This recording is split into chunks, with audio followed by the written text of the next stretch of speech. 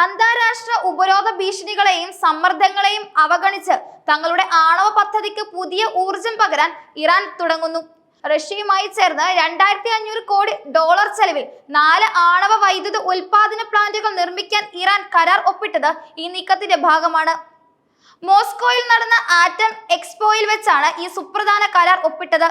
Russian സർക്കാരിന്റെ ആണവ കോർപ്പറേഷനായ റോസ്നാത്തോമാണ് ഇറാനിലെ ഹോർമുസ് കമ്പനിയുമായി ചേർന്ന് പ്ലാന്റുകൾ നിർമ്മിച്ചു നൽകുക.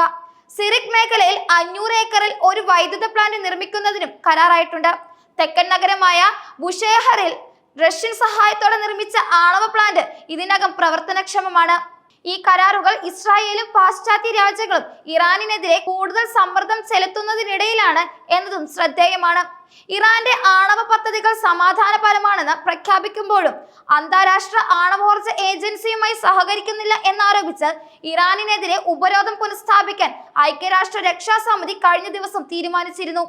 UN രക്ഷാസമിതിയിൽ റഷ്യയും ചൈനയും കൊണ്ടുവന്ന ഉപരോധം 6 മാസം കൂടി വൈകിപ്പിക്കണമെന്ന പ്രമേയം തള്ളുകയും